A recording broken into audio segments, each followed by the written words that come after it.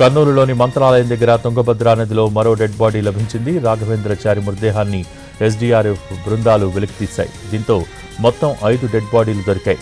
మృతదేహాలను పోస్టుమార్టం నిమిత్తం ఎమ్మిగనూరు మార్చురికి తరలించారు. నిన్న సాయంత్రం తుంగభద్రా నదిలో ఈతకు దిగిన సమయంలో 5గురు గల్లంతయ్యారు. వెంటనే గాలింపు చర్యలు చేపట్టారు మత్స్యకారులు, పోలీసులు. 5 మృతదేహాలను వెలికితీశారు. మంత్రాలయంలో సత్యనారాయణ స్వామి వ్రతానికి హాజరైన బంధువులు పూజ ముగిశాక తుంగభద్ర నదికి వెళ్లారు. నదిలో ఈతకు 8 మంది దిగారు. 5 ఏళ్ల యువన్ చంద్రను గట్టుపై కూర్చోబెట్టి పెద్దవాళ్లంతా ఈత కొడుతున్న సమయంలో యువన్ చంద్ర కూడా నీటిలోకి వెళ్లాడు. అందరూ చూస్తుండగానే యువన్ చంద్ర నీటిలో మునిగిపోయాడు. ఆ బాబును కాపాడే ప్రయత్నంలో మిగిలిన 4 గల్లంతయ్యారు. అపర్ణ అనే యువతి నీటిలో మునిగిపోతుండగా స్థానికులు కాపాడారు.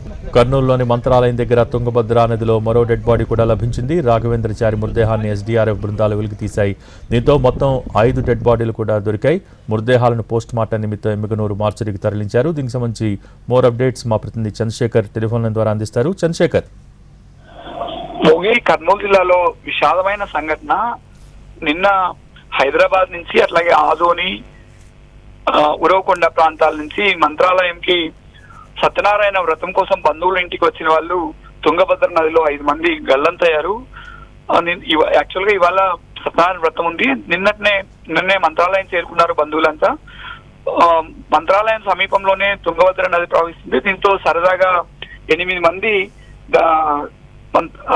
తుంగభద్ర నదిలో ఈత కొట్టేందుకు వెళ్లారు. వారిలో 5 ఏళ్ల బాలుడు కూడా ఉన్నాడు.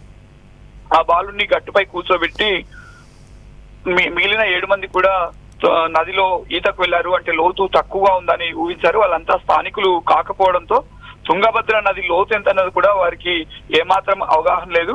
అయితే వాళ్ళు లోతు తక్కువగా ఉన్న ప్రాంతంలోనే ఈత కొడుతున్నారు. అయితే 5 ఏళ్ల బాలుడు మాత్రం నడుచుకుంటూ లోపలికి వెళ్లి నీళ్ళలో మునిగిపోతున్నాడు.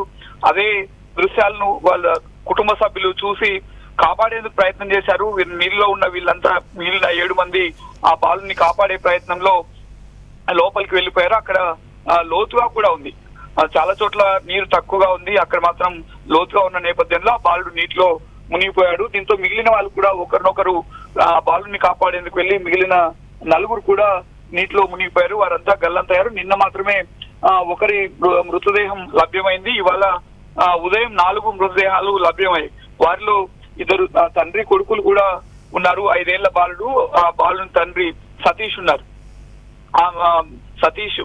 సతీష్ కు 2 పిల్లలు. ఆ పిల్లలతో పాటు ఈ పిల్లలు, భార్య, తాను 4 కలిసి ఈ సత్యనారాయణ వ్రతంకి వచ్చారు. ఈ దారుణ సంఘటనలో